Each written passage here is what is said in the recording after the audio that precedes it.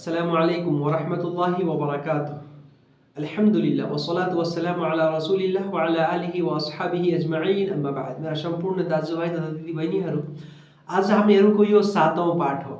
यो 7औं पाठ हो अनि आज हामीहरू यो बुझ्नेछौँ कि हामीले रसूल अकरम सल्लल्लाहु अलैहि वसल्लमको पनि आदर र सम्मान गर्नुपर्छ।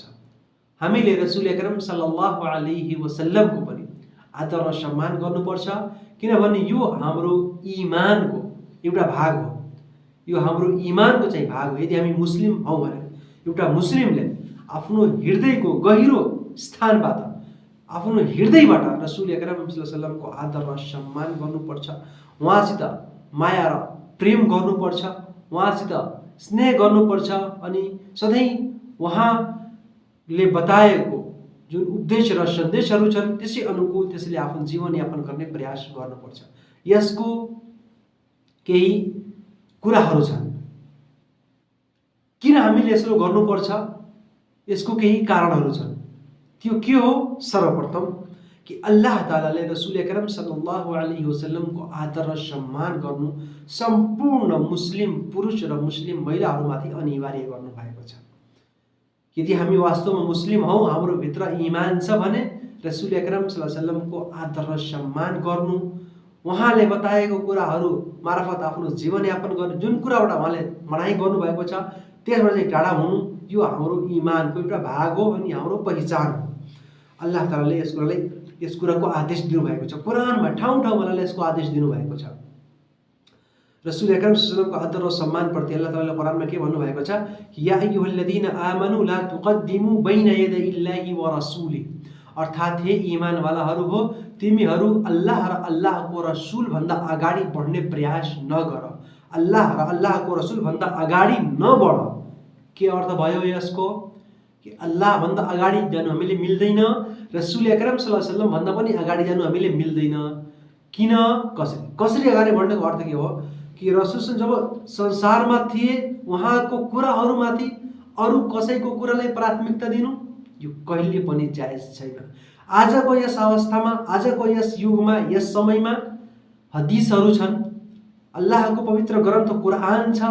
यदि तपाईले कसैलाई कुरान बताउँदै हुनुहुन्छ कि कुरानमा अर्कैसित दुआ माग्नुलाई शिर्क भनिएको छ, त्यसले गरिरहेको छ भने त्यो कुरानलाई मानिरहेको छैन, त्यो अल्लाह भन्दा अगाडि बढ्यो। त्यसैगरी यदि कोही व्यक्ति हदिसको विपरीत गरिरहेको छ भने त्यो वास्तवमा रसूल अकरम सल्लल्लाहु अलैहि वसल्लम भन्दा अगाडि त्यो बढिरहेको छ। त्यो पथभ्रष्ट हुन्छ, त्यो क्षतिग्रस्त हुन्छ, त्यो बर्बाद हुन्छ। त्यसैले सर्वप्रथम हामी अल्लाह र अल्लाहको रसुल भन्दा अगाडि कहिले पनि नबढौँ, उहाँको कुराहरूमाथि अगाडि कहिले पनि बढ्ने प्रयास नगरौँ। यदि यस्तो गर्छौँ भने हामी बर्बाद भइहाल्छौँ। त्यसैगरी दोस्रो, या अय्युहल्लज़ीना आमनु ला तरफउ अस्वातकुम फौqa सौति नबी, रसूल सल्लल्लाहु अलैहि वसल्लमको युगमा पनि यसको पालना हुन्थ्यो। सहाबाहरू कहिलेकाहीँ सहाबाहरू उच्च स्वरमा कुरा गर्न थाल्थे, यहाँसम्म कि अबू बकर व उमर रज़ियल्लाहु अन्हुमाको बारेमा आउँछ, उहाँहरू पनि कहिले उच्च स्वरमा कुरा गरे। अल्लाह तालाले भने कि यस्तो कहिले पनि नगर्नु।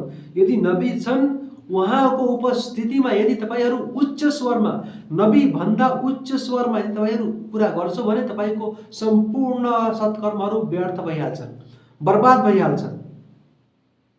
र त्यसै गरी यदि आजको यो समयमा यसले हामी पालना गरिरहेका छौँ भने यदि कहीँ कुरान र हदिसको कुरा भइरहेको छ, कहीँ दिन इस्लामको कुरा भइरहेको छ, कोही व्यक्ति इस्लामी कुरा गरिरहेको छ, त्यही हामी आफ्नो कुरा गरिरहेका छौँ, संसारिक कुरा गरिरहेका छौँ भने हामी पनि यसमा संलग्न हुन सक्छौँ, हाम्रो कर्म पनि व्यर्थ हुन सक्छन्।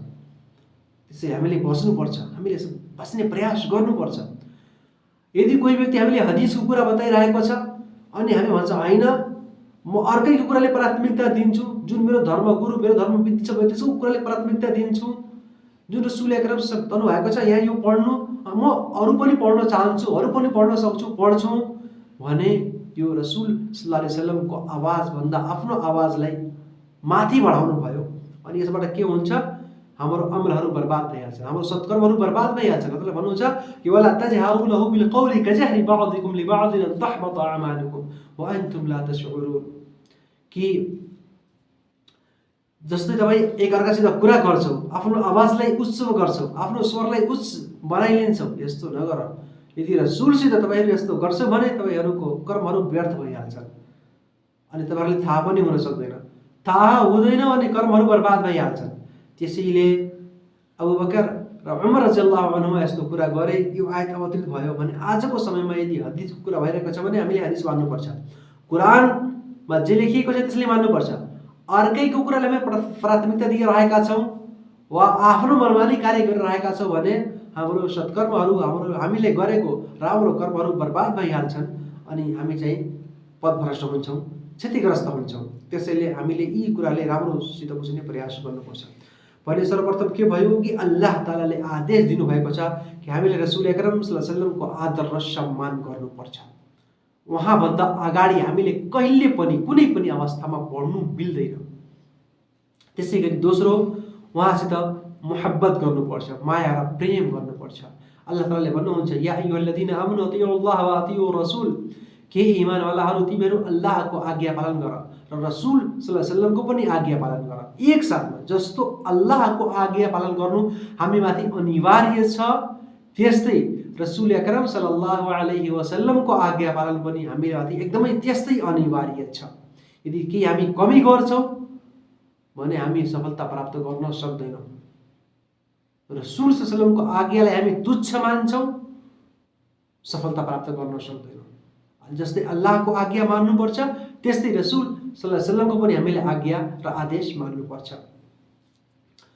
अनि मोहब्बतको परिणाम पनि यही हो। मोहब्बतको जुन वास्तविक परिभाषा हो त्यो यही हो। तपाईँ कसैसित मोहब्बत र माया गर्दै हुनुहुन्छ भने उहाँको आज्ञा पालन गर्नु, उहाँको अनुसरण गर्नु। मोहब्बतको यो अर्थ कहिले पनि कदापि पनि हुँदैन कसैसित मोहब्बत गर्नु अनि त्यसको विपरीत कार्य गर्नु, कसैसित माया र प्रेम गर्नु अनि कार्य त्यसको विपरीत गर्नु। यो माया हुँदैन, यो मोहब्बत हुँदैन, यो इताअत हुँदैन, यो अनुसरण हुँदैन। त्यसैले हामीले यो कुरा गर्नुपर्छ। अल्लाह तालाले भन्नुभएको छ कुरानमा वमा आताकुमुर रसुल फखुजुहु वमा नहाकुम अन्हु फन्तहु। जुन कुराहरू रसुलले तपाईँले दिइरहेका छन् त्यसलाई ग्रहण गर, त्यसलाई लिइहाल। अनि जुन कुराहरूबाट बाँच्ने, टाढा रहने आदेश दिँदै हुनुहुन्छ, भन्नुहुन्छ त्यसबाट टाढा बस, त्यसलाई छाडिदिऊ। त्यसै गरी अल्लाह तालाले अर्को ठाउँ भन्नुभएको छ कुल इन कुन्तुम तुहिब्बुनल्लाह फत्तबिउनी, अर्थात् हे नबी तपाईँ भनिदिनुहोस् यदि तिमीहरू अल्लाहसित मोहब्बत गरिरहेका छौ, अल्लाहसित माया र प्रेम गरिरहेका छौ भने फत्तबिउनी, मेरो अनुसरण गर, मेरो आज्ञा पालन गर, मेरो कुरा मान। जब तिमीहरू यस्तो गर्छौ भने युहिब्बुकुमुल्लाह, अल्लाह ताला तिमीहरूसित माया गर्छ, प्रेम गर्छ। अनि फेरि के गर्छ यगफिर लकुम दुनुबकुम, तिमीहरूको पापहरूलाई पनि क्षमा गरिदिन्छ। भने यदि रसुल अकरम सल्लल्लाहु अलैहि वसल्लमसित हामी माया गर्छौँ भने हाम्रो पापहरू पनि क्षमा हुन्छन् अनि अल्लाह तालाले हामीसित माया पनि गर्नुहुन्छ, प्रेम पनि गर्नुहुन्छ। यदि हामीहरू अल्लाहको प्रेम, अल्लाहको माया चाहिरहेका छौँ भने रसुल अकरम सल्लल्लाहु अलैहि वसल्लमको हामीले अनुसरण र आज्ञा पालन गर्नुपर्छ। अनि रसुल सल्लल्लाहु अलैहि वसल्लमले यसकोले भन्नुभएको छ, सही बुखारी र सही मुस्लिमको हदिसमा छ, रसुल सल्लल्लाहु अलैहि वसल्लमले भन्नुभयो ला युमिनु अहादुकुम हत्ता अकुना अहब्बा इलैहि मिन वालिदिही व वलदिही वन नासि अजमाइन। अर्थात् तिमीहरूमध्ये कोही पनि व्यक्ति त्यतिखेरसम्म, त्यति बेलासम्म, त्यति समयसम्म मुस्लिम हुन सक्दैन, वास्तविक मुमिन, पक्का मुमिन, पूर्ण मुमिन कदापि हुन सक्दैन जबसम्म म त्यसको बच्चाहरू, त्यसको मातापिता र सम्पूर्ण व्यक्तिहरूको तुलनामा अधिक प्रेमी नभइहाल्नु। अर्थात् ती सबैजनाको तुलनामा मसित धेरै प्रेम त्यो नगरोस्। यदि त्यो यस्तो गर्छ भने त्यो मुमिन हुन्छ। भने हामीले रसुल सल्लल्लाहु अलैहि वसल्लमसित माया गर्नुपर्छ, प्रेम गर्नुपर्छ। आफ्नो बच्चाहरू, आफ्नो श्रीमती, आफ्नो आमा बुवा, सम्पूर्ण परिवारहरूभन्दा बढी माया गर्नुपर्छ। रसुल सल्लल्लाहु अलैहि वसल्लमको प्रेमलाई प्राथमिकता दिनुपर्छ, मोहब्बतलाई प्राथमिकता दिनुपर्छ। तब चाहिँ हामी सफलता पाउँछौँ, सफलता प्राप्त गर्न सक्छौँ, नत्र कहिले पनि यस्तो हामी गर्न सक्दैनौँ। मेरो भाइहरू, रसुल सल्लल्लाहु अलैहि वसल्लमसित हामी माया कसरी गर्छौँ र त्यसको चाहिँ प्रभाव कसरी हुन्छ हामीमाथि, कसरी थाहा हुन्छ हामी रसुल सल्लल्लाहु अलैहि वसल्लमसित माया र प्रेम गरिरहेका छौँ भने यसमा सर्वप्रथम यो बुझ्नुहोस् कि उहाँको आज्ञा पालन गर्नु, उहाँको अनुसरण गर्नु, संसारिक जीवनमा पनि अनि धार्मिक कुराहरूमा पनि, दीन र दुनिया दुवै कुरामा रसूल सल्लल्लाहु अलैहि वसल्लमलाई आफ्नो आदर्श मान्नु, आफ्नो आइडियल, आफ्नो नमुना मान्नु, अनि उहाँलाई आफ्नो आइडियल र नमुना मानेर आफ्नो आदेश मानेर चाहिँ त्यसै अनुकूल कर्म गर्ने चाहिँ प्रयास गर्नु। दोस्रो नम्बरमा उहाँको आदर र सम्मान गर्नु, अनि उहाँको आदर र सम्मानमा अरू कसैको आदर र सम्मानलाई प्राथमिकता नदिनु।